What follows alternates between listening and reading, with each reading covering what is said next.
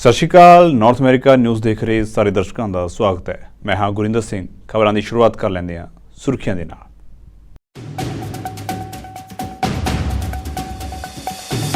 America ਦੇ ਰਾਸ਼ਟਰਪਤੀ ਜੋ ਬਾਈਡਨ ਅਤੇ ਡੋਨਾਲਡ ਟਰੰਪ ਨੇ ਓਹਾਈਓ ਦੇ ਵਿੱਚ ਜਿੱਤੀਆਂ ਆਪੋ ਆਪਣੀ ਪਾਰਟੀ ਦੀਆਂ ਪ੍ਰਾਇਮਰੀ ਚੋਣਾਂ। ਇੱਕ ਵਾਰ ਫਿਰ ਨਵੰਬਰ ਦੇ ਵਿੱਚ ਦੋਵੇਂ ਹੋਣਗੇ ਆਮੋ ਸਾਹਮਣੇ।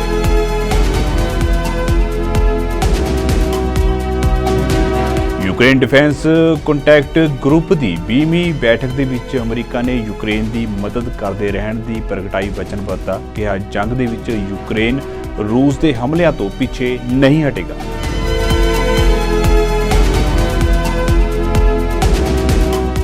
ਅਮਰੀਕਾ ਦੀ ਇੱਕ ਸਬਵੇ ਟ੍ਰੇਨ ਦੇ ਵਿੱਚ ਵਾਪਰੀ ਗੋਲੀਬਾਰੀ ਦੀ ਵਾਰਦਾਤ। ਟ੍ਰੇਨ ਦੇ ਵਿੱਚ ਦੋ ਵਿਅਕਤੀਆਂ ਵਿਚਾਲੇ ਹੋਈ ਲੜਾਈ। ਇੱਕ 36 ਸਾਲਾ ਵਿਅਕਤੀ ਗੰਭੀਰ ਰੂਪ ਦੇ ਵਿੱਚ ਹੋਇਆ ਜ਼ਖਮੀ।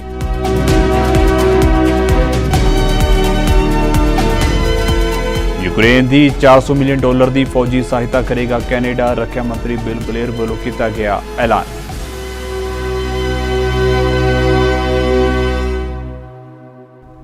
ਤੇ ਹੁਣ ਖਬਰਾਂ ਵਿਸਥਾਰ ਦੇ ਨਾਲ। ਅਮਰੀਕਾ ਦੇ ਰਾਸ਼ਟਰਪਤੀ ਜੋ ਬਾਈਡਨ ਅਤੇ ਸਾਬਕਾ ਰਾਸ਼ਟਰਪਤੀ ਡੋਨਾਲਡ ਟਰੰਪ ਨੇ ਆਪੋ ਆਪਣੀ ਪਾਰਟੀ ਦੀਆਂ ਓਹਾਈਓ ਦੇ ਵਿੱਚ ਹੋਈਆਂ ਪ੍ਰਾਇਮਰੀ ਚੋਣਾਂ ਜਿੱਤ ਲਈਆਂ ਨੇ, ਜਿਸ ਦੇ ਨਾਲ ਇਸ ਸਾਲ ਨਵੰਬਰ ਦੇ ਵਿੱਚ ਹੋਣ ਵਾਲੀਆਂ ਰਾਸ਼ਟਰਪਤੀ ਚੋਣਾਂ ਦੇ ਵਿੱਚ ਇਹਨਾਂ ਦੋਵਾਂ ਆਗੂਆਂ ਦੇ ਵਿਚਾਲੇ ਸਖਤ ਮੁਕਾਬਲਾ ਹੋਣ ਦੀ ਸੰਭਾਵਨਾ ਹੋਰ ਵੱਧ ਗਈ ਹੈ। ਦੋਵੇਂ ਆਗੂ ਆਪੋ ਆਪਣੀ ਪਾਰਟੀਆਂ ਦੇ ਸੰਭਾਵੀ ਉਮੀਦਵਾਰ ਨੇ। ਟਰੰਪ ਨੇ ਐਰੀਜ਼ੋਨਾ, ਫਲੋਰੀਡਾ, ਇਲੀਨੋਇਸ, ਕੰਸਾਸ ਅਤੇ ਓਹਾਈਓ ਦੇ ਵਿੱਚ ਆਸਾਨੀ ਦੇ ਨਾਲ ਰਿਪਬਲਿਕਨ ਪ੍ਰਾਇਮਰੀ ਚੋਣਾਂ ਜਿੱਤ ਲਈਆਂ ਨੇ, ਜਦੋਂ ਕਿ ਬਾਈਡਨ ਨੇ ਫਲੋਰੀਡਾ ਨੂੰ ਛੱਡ ਕੇ ਇਹਨਾਂ ਰਾਜਾਂ ਵਿੱਚ ਡੈਮੋਕ੍ਰੈਟਿਕ ਪਾਰਟੀ ਦੀਆਂ ਪ੍ਰਾਇਮਰੀ ਚੋਣਾਂ ਜਿੱਤੀਆਂ ਨੇ। ਫਲੋਰੀਡਾ ਦੇ ਵਿੱਚ ਡੈਮੋਕ੍ਰੈਟਿਕ ਪਾਰਟੀ ਨੇ ਆਪਣੀ ਪ੍ਰਾਇਮਰੀ ਨੂੰ ਰੱਦ ਕਰ ਦਿੱਤਾ ਅਤੇ ਬਾਈਡਨ ਨੂੰ ਆਪਣੇ ਸਾਰੇ 224 ਡੈਲੀਗੇਟਸ ਦਾ ਸਮਰਥਨ ਦਿੱਤਾ। ਫਲੋਰੀਡਾ ਦੇ ਇੱਕ ਵੋਟਰ ਨੇ ਟਰੰਪ ਨੂੰ ਪਾਮ ਬੀਚ ਮਨੋਰੰਜਨ ਕੇਂਦਰ ਦੇ ਵਿੱਚ ਆਪਣੀ ਵੋਟ ਪਾਉਣ ਤੋਂ ਬਾਅਦ ਪੱਤਰਕਾਰਾਂ ਨੂੰ ਕਿਹਾ ਹੈ ਕਿ ਮੈਂ ਡੋਨਾਲਡ ਟਰੰਪ ਨੂੰ ਵੋਟ ਦਿੱਤੀ ਹੈ। ਟਰੰਪ ਨੇ ਓਹਾਈਓ ਦੇ ਵਿੱਚ ਇੱਕ ਰੈਲੀ ਕੀਤੀ ਜਿਸ ਨੇ ਕਈ ਸਾਲਾਂ ਤੋਂ ਰਿਪਬਲਿਕਨ ਪਾਰਟੀ ਦਾ ਸਮਰਥਨ ਕੀਤਾ। ਇਸ ਦੌਰਾਨ ਬਾਈਡਨ ਨੇ ਵੀ ਨੇਵਾਡਾ ਅਤੇ ਐਰੀਜ਼ੋਨਾ ਦਾ ਦੌਰਾ ਕੀਤਾ। ਇਹ ਦੋਵੇਂ ਰਾਜ ਦੋਵੇਂ ਦਾਅਵੇਦਾਰਾਂ ਦੇ ਲਈ ਪ੍ਰਮੁੱਖ ਤਰਜੀਹ ਵਾਲੇ ਰਾਜਾਂ ਵਿੱਚੋਂ ਇੱਕ ਹਨ।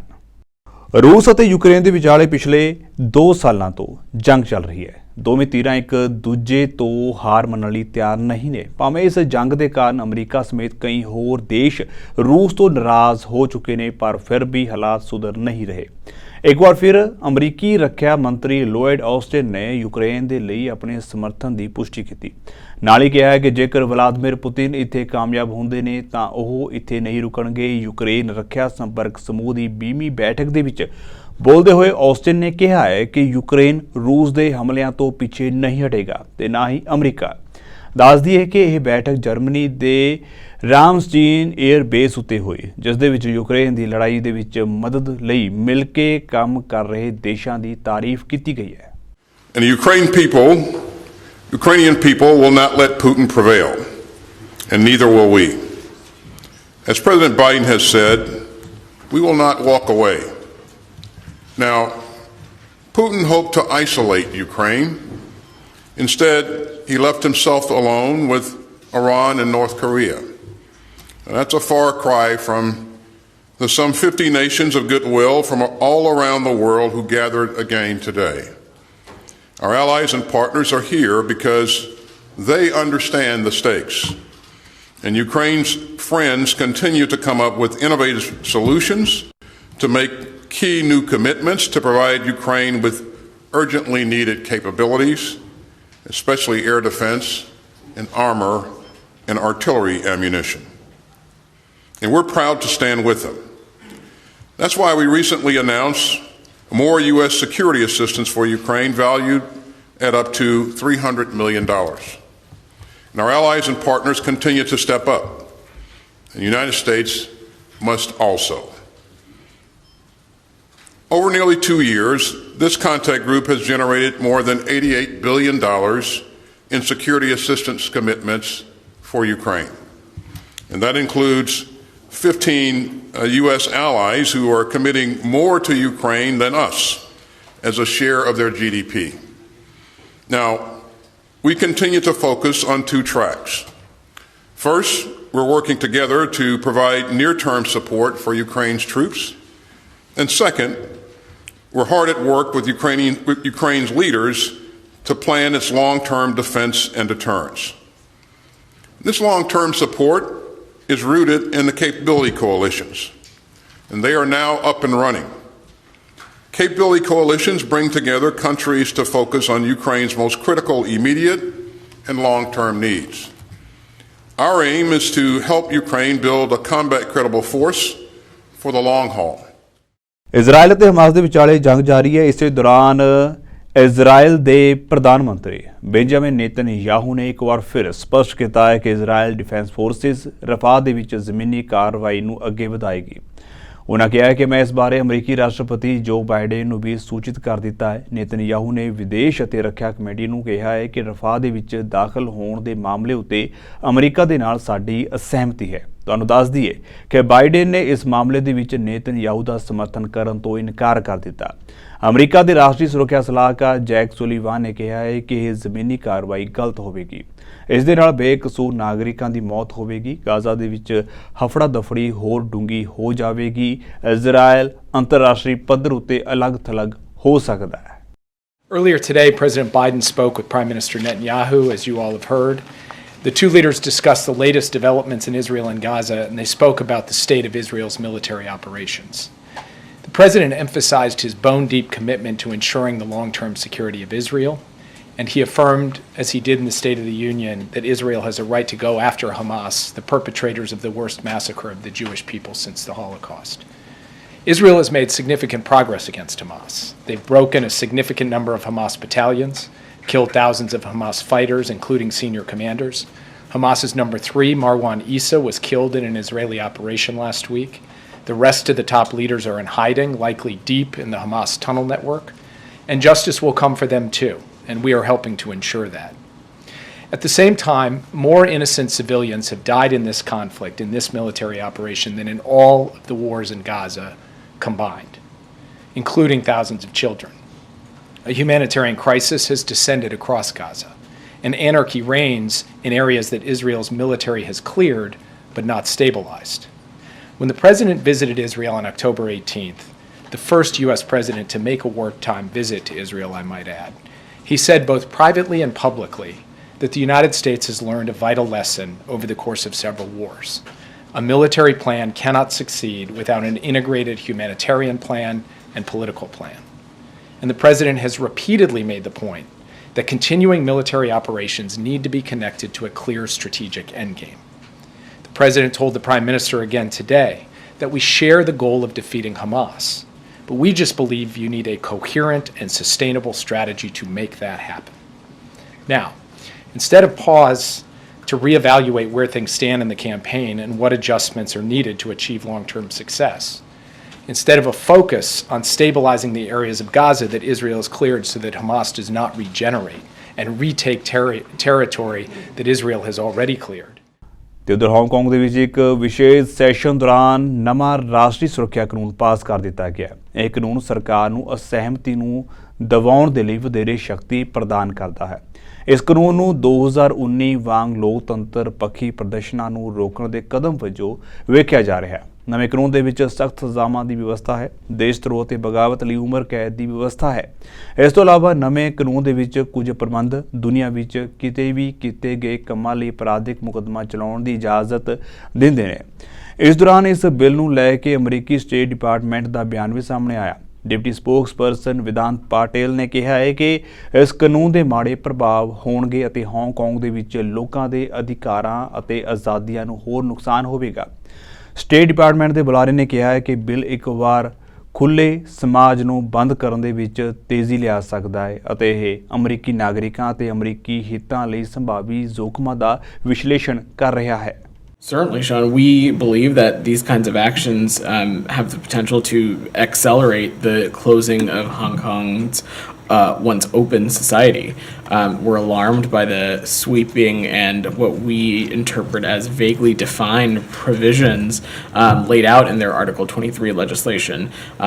We think that this was fast-tracked through the non-democratically elected Legislative Council after a truncated public comment period. We also believe that a lot of the phrasing and crimes that are outlined are poorly defined and incredibly vague. They use phrases such as external interference, which is incredibly vague. So we're analyzing this legislation, and we are taking a look at what the potential risk could be to not just U.S. citizens, but other American interests that we might have. Or go down any rabbit hole of a sort of potential outcome, Sean, but what I can say is that we're not going to hesitate to call out those responsible for the erosion of Hong Kong's promised autonomy. And when we see things like this that happen, we won't hesitate to not just use our voice, but should the circumstances require it, use other actions that the United States has at its disposal. But I'm not in a place or to announce any policy change or anything like that.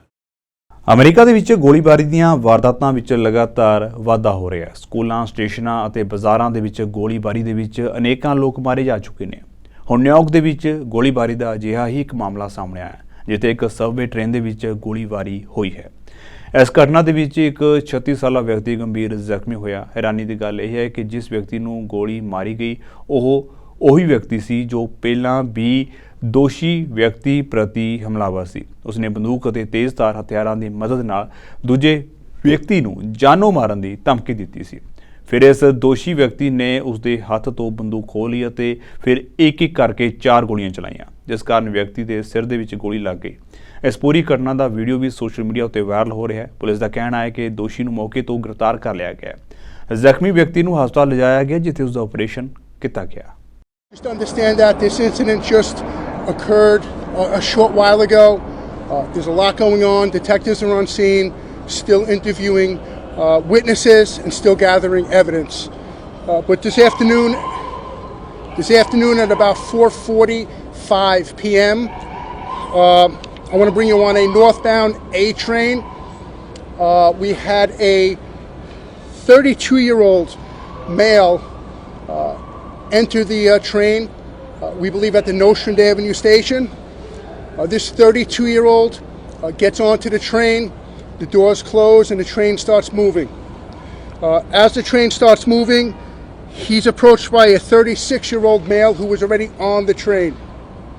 This 36-year-old male was described by multiple witnesses as being aggressive and provocative towards the 32-year-old that just got on. Words were exchanged between the two, and during the words it became physical, and also the 36-year-old at one point displayed either a knife or a razor blade toward the 32-year-old. The 36-year-old put that sharp object down, words were still exchanged, it became physical again, and at some point the 36-year-old removed a firearm from his jacket.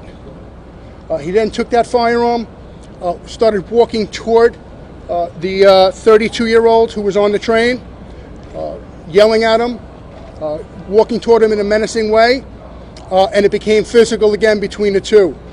During this physical confrontation, that gun, we believe, was removed from the 36-year-old by the 32-year-old, and the 32-year-old fired multiple shots, striking the 36-year-old. As this was occurring, the train pulled into the Hoyt Skirmhorn station, which is right behind me, and it's very important that it be known there were multiple police officers in this station. ਰੂਸ ਅਤੇ Ukraine ਦੇ ਵਿਚਾਲੇ ਪਿਛਲੇ 2 ਸਾਲਾਂ ਤੋਂ ਜੰਗ ਚੱਲ ਰਹੀ ਹੈ। ਇਸ ਦੌਰਾਨ ਕੈਨੇਡਾ ਵੱਲੋਂ ਜੰਗ ਦੀ ਸ਼ੁਰੂਆਤ ਤੋਂ ਲੈ ਕੇ ਹੁਣ ਤੱਕ ਕਈ ਵਾਰ ਯੂਕਰੇਨ ਨੂੰ ਸਹਾਇਤਾ ਦਿੱਤੀ ਗਈ ਤੇ ਇਹ ਸਹਾਇਤਾ ਹੁਣ ਵੀ ਅੱਗੇ ਵਧਾਈ ਜਾ ਰਹੀ ਹੈ। ਰੱਖਿਆ ਮੰਤਰੀ ਬਿਲ ਬਲੀਅਰ ਦੇ ਵੱਲੋਂ ਯੂਕਰੇਨ ਦੇ ਲਈ $400 ਮਿਲੀਅਨ ਦੀ ਫੌਜੀ ਸਹਾਇਤਾ ਦਾ ਐਲਾਨ ਕੀਤਾ ਗਿਆ। ਬਲੀਅਰ ਨੇ ਕਿਹਾ ਹੈ ਕਿ ਕੈਨੇਡਾ ਹਰ ਕਦਮ ਉੱਤੇ ਯੂਕਰੇਨ ਦੇ ਨਾਲ ਖੜਿਆ ਹੈ। ਦੱਸ ਦਈਏ ਕਿ ਰੱਖਿਆ ਮੰਤਰੀ ਬਿਲ ਬਲੀਅਰ ਨੇ ਯੂਕਰੇਨ ਰੱਖਿਆ ਸੰਪਰਕ ਸਮੂਹ ਦੇ ਨਾਲ ਮੁਲਾਕਾਤ ਕੀਤੀ, ਜਿਸ ਦੇ ਵਿੱਚ ਅਮਰੀਕਾ ਦੀ ਅਗਵਾਈ ਦੇ ਵਿੱਚ ਕਰੀਬ 50 ਸਹਿਯੋਗੀ ਦੇਸ਼ ਸ਼ਾਮਲ ਹਨ। For close to 2 years now, this group of approximately 50 countries has been meeting regularly to discuss how we can best support Ukraine, and today I'm able to provide you with an update on Canada's next package of military assistance to Ukraine. Today, I was able to share with you the UDCG, and I am announcing that Canada is committing over $40 million to the Czech Republic's initiative to purchase large quantities of artillery rounds for Ukraine. Our $40 million contribution is going to enable the rapid delivery of several thousand rounds of artillery ammunition to Ukraine, and most importantly, the ammunition that they have told us that they require. During all of our discussions, Ukraine has made it clear that artillery ammunition is one of their most urgent requirements, and they need more of it as quickly as possible. And as this international initiative, which is being led by the Czech Republic, it will provide with Ukraine with that much-needed ammunition. In the longer term, Canada is also advancing work to increase our domestic production of 155 artillery ammunition right here in Canada. We've already made some progress. We've made a significant investment in Canadian industry in order to come to us with a plan in order to increase that production. And we're doing this because not only does Ukraine need this ammunition, so do the Canadian Armed Forces. I'm also able to announce today to our colleagues that Canada is donating a package of night vision equipment worth approximately $7.5 million to the Ukrainian Armed Forces. This equipment is being purchased from 2020 Insight, a Canadian company, and it's going to enable Ukrainian soldiers to be more effective and safer on the battlefield. Finally, I'm also proud to say that Canada has officially joined the Ukrainian Defense Contact Group's Drone Capability Coalition, which is co-led by Latvia and the United Kingdom. This coalition is bringing together several partners working to find ways to increase drone production with the collective goal of delivering 1 million drones to Ukraine. Drones have, quite obviously, become an essential tool for the Ukrainian Armed Forces in their battles to fight against Russian aggression. They are adaptable, tough, and can perform a wide variety of tasks, from identifying threats to engaging with targets. Canada has already committed to donating over 800 Canadian-made drones to Ukraine, with the first scheduled to be delivered. ਪੀਰ police ਨੂੰ ਹਰ ਰੋਜ਼ 1000 ਤੋਂ ਵੱਧ emergency ਕਾਲਸ ਆਉਂਦੀਆਂ ਨੇ, ਪਰ ਇਹਨਾਂ ਕਾਲਸ ਦੇ ਵਿੱਚੋਂ ਜ਼ਿਆਦਾਤਰ ਕਾਲਸ ਐਮਰਜੈਂਸੀ ਨਹੀਂ ਹੁੰਦੀਆਂ, ਜਿਸ ਕਾਰਨ ਪੁਲਿਸ ਨੂੰ ਕਈ ਮੁਸ਼ਕਲਾਂ ਆਉਂਦੀਆਂ ਨੇ। ਇਸੇ ਉੱਤੇ ਆਧਾਰਿਤ ਇੱਕ ਸ਼ੋਅ ਬੀਤੇ ਦਿਨੀ ਪੰਜਾਬੀ ਆਰਟ ਐਸੋਸੀਏਸ਼ਨ ਦੇ ਵੱਲੋਂ ਕਰਵਾਇਆ ਗਿਆ। ਇਸ ਮੌਕੇ ਸ਼ਹਿਰ ਦੇ MP, MPP ਅਤੇ ਸਿਟੀ ਦੇ ਨੁਮਾਇੰਦੇ ਵੀ ਹਾਜ਼ਰ ਹੋਏ। ਇੱਕ ਡਾਟੇ ਦੇ ਅਨੁਸਾਰ ਪੀਰ ਰੀਜਨਲ ਪੁਲਿਸ ਨੂੰ ਹਰ ਰੋਜ਼ ਹਜ਼ਾਰਾਂ ਕਾਲਸ ਆਉਂਦੀਆਂ ਨੇ, ਜਿਨ੍ਹਾਂ ਵਿੱਚੋਂ ਅੱਧੀਆਂ ਤਾਂ ਐਮਰਜੈਂਸੀ ਨਹੀਂ ਹੁੰਦੀਆਂ ਤੇ ਸ਼ਰਾਰਤੀ ਲੋਕਾਂ ਵੱਲੋਂ ਪੁਲਿਸ ਨੂੰ ਝੂਠੀਆਂ ਕਾਲਸ ਕਰਕੇ ਪਰੇਸ਼ਾਨ ਕੀਤਾ ਜਾਂਦਾ ਹੈ।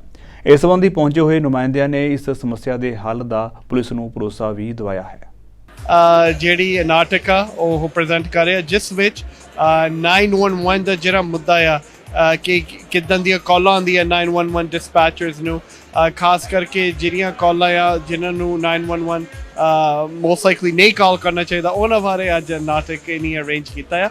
ਸੋ ਆਪਾਂ ਇਹਨਾਂ ਦਾ ਧੰਨਵਾਦ ਕਰਦੇ। ਬਹੁਤ ਇੰਪੋਰਟੈਂਟ ਇਸ਼ੂ ਹੈ ਕਰਕੇ 911 ਨੂੰ ਗਲਤ ਕਾਲਾਂ ਵੀ ਬਹੁਤ ਜਾਂਦੀਆਂ ਆ, ਬਹੁਤ ਜ਼ਿਆਦਾ ਵੋਲੀਅਮ ਇਸ ਵਿੱਚ। ਸੋ ਅੱਜ ਪੀਓ ਪੁਲਿਸ ਦੇ ਮਹਿਮਾਨ ਵੀ ਪਹੁੰਚੇ ਆ ਅਤੇ ਆਪਾਂ ਉਹਨਾਂ ਦਾ ਸ਼ੁਕਰਾਨਾ ਕਰਦੇ ਹਾਂ ਅਤੇ ਇਸ ਗਰੁੱਪ ਦਾ ਵੀ ਸ਼ੁਕਰਾਨਾ ਕਰਦੇ ਕਿ ਇੰਨਾ ਵਧੀਆ ਉਪਰਾਲਾ ਜਿਹਨੇ ਇਨੀ ਆਰਗੇਨਾਈਜ਼ ਕੀਤਾ ਅਤੇ ਆਪਾਂ ਇਹਨਾਂ ਦੀ ਹਮੇਸ਼ਾ ਸਪੋਰਟ ਕਰਦੇ ਰਹਾਂਗੇ। ਬਹੁਤ ਹੀ ਵਧੀਆ ਇੱਕ ਡਰਾਮਾ ਲੈ ਕੇ ਆਏ ਹੈਗੇ ਨੇ ਆਪਣੇ ਬ੍ਰੈਂਪਟਨ ਕਮਿਊਨਿਟੀ ਦੇ ਵਾਸਤੇ, ਉਹਦਾ ਨਾਮ CID ਹੈਗਾ ਆ। ਇਸ ਦੇ ਵਿੱਚ ਥੋੜ੍ਹਾ ਜਿਹਾ ਆਈ ਥਿੰਕ ਹਾਸਾ ਮਖੌਲ ਵੀ ਹੋਏਗਾ, ਪਰ ਇਹਦੇ ਵਿੱਚੋਂ ਬਹੁਤ ਕੁਛ ਸਿੱਖਣ ਨੂੰ ਵੀ ਮਿਲੂਗਾ, ਕਿਉਂਕਿ ਇਹਦਾ ਜਿਹੜਾ ਫੋਕਸ ਹੈਗਾ ਆ, ਜੋ ਸਟੋਰੀ ਲਾਈਨ ਹੈਗੀ ਆ, it's about wrong 911 calls. And ਕੁਛ ਟਾਈਮ ਪਹਿਲਾਂ ਅਸੀਂ ਪੀਰ ਰੀਜਨਲ ਪੁਲਿਸ ਤੋਂ ਵੀ ਸੁਣ ਚੁੱਕੇ ਹੈਗੇ ਹਾਂ ਵੀ 40% ਤੋਂ ਉੱਤੇ ਜੋ ਕਾਲਸ ਹੁੰਦੀਆਂ ਹੈਗੀਆਂ ਨੇ 911 ਨੂੰ, ਉਹ ਗਲਤ ਕਾਲਸ ਹੁੰਦੀਆਂ ਹੈਗੀਆਂ ਨੇ, ਭਾਵੇਂ ਉਹ ਐਕਸੀਡੈਂਟਲ ਕਾਲਸ ਹੈਗੀਆਂ ਨੇ ਜਾਂ ਰੋਂਗ ਰੀਜ਼ਨ ਲਈ ਲੋਕ ਕਾਲਸ ਬਣਾਉਂਦੇ ਹੈਗੇ ਆ।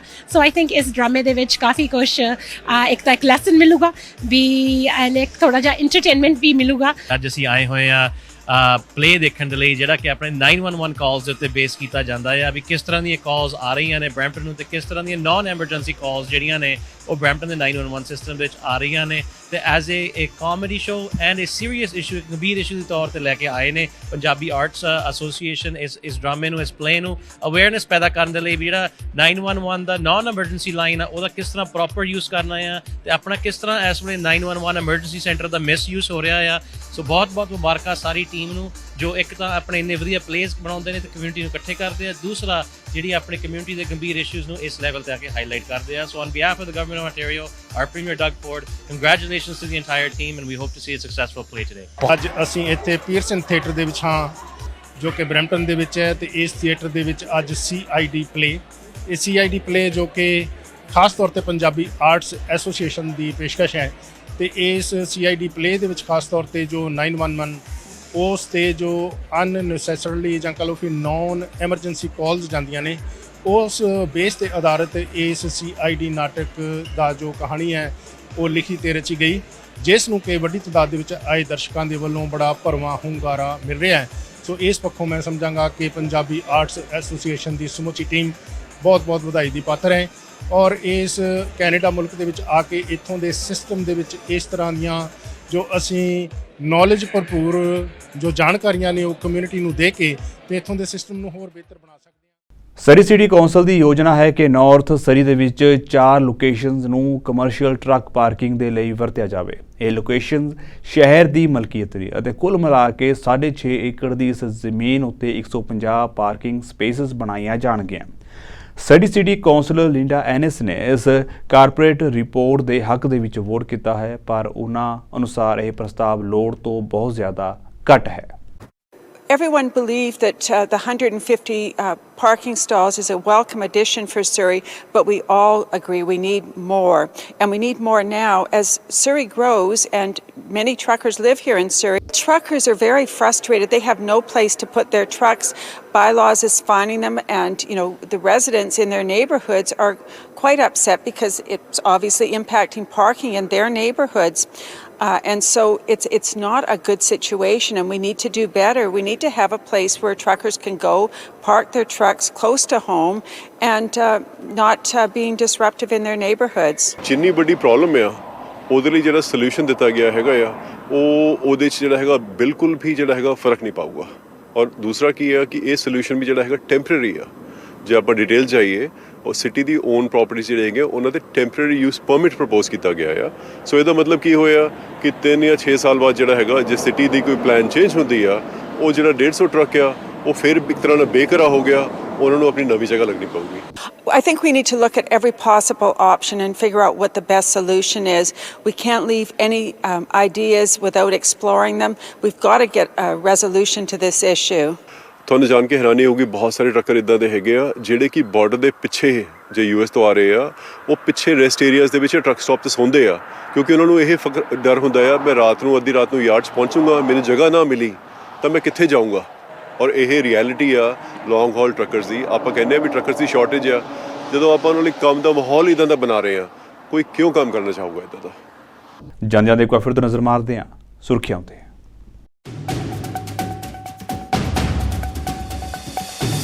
ਅਮਰੀਕਾ ਦੇ ਰਾਸ਼ਟਰਪਤੀ ਜੋ ਬਾਈਡਨ ਅਤੇ ਡੋਨਾਲਡ ਟਰੰਪ ਨੇ ਓਹਾਈਓ ਦੇ ਵਿੱਚ ਜਿੱਤੀਆਂ ਆਪੋ ਆਪਣੀ ਪਾਰਟੀ ਦੀਆਂ ਪ੍ਰਾਇਮਰੀ ਚੋਣਾਂ। ਇੱਕ ਵਾਰ ਫਿਰ ਨਵੰਬਰ ਦੇ ਵਿੱਚ ਦੋਵੇਂ ਹੋਣਗੇ ਆਮੋ ਸਾਹਮਣੇ।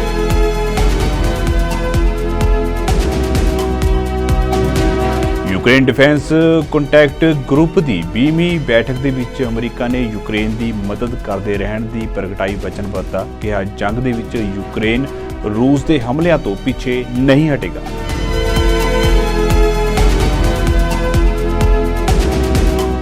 ਅਮਰੀਕਾ ਦੀ ਇੱਕ ਸਬਵੇ ਟ੍ਰੇਨ ਦੇ ਵਿੱਚ ਵਾਪਰੀ ਗੋਲੀਬਾਰੀ ਦੀ ਵਾਰਦਾਤ। ਟ੍ਰੇਨ ਦੇ ਵਿੱਚ 2 ਵਿਅਕਤੀਆਂ ਵਿਚਾਲੇ ਹੋਈ ਲੜਾਈ। ਇੱਕ 36 ਸਾਲਾ ਵਿਅਕਤੀ ਗੰਭੀਰ ਰੂਪ ਦੇ ਵਿੱਚ ਹੋਇਆ ਜ਼ਖਮੀ।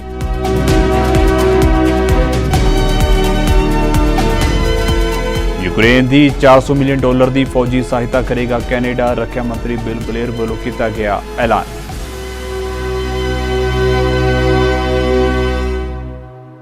ਸੋ ਫਿਲਹਾਲ ਦੇ ਲਈ ਨਾਰਥ ਅਮਰੀਕਾ ਨਿਊਜ਼ ਦੇ ਵਿੱਚ ਨਹੀਂ ਤੇ ਹੁਣ ਮੈਨੂੰ ਇਜਾਜ਼ਤ ਦਿਓ। ਸਤਿ ਸ਼੍ਰੀ ਅਕਾਲ।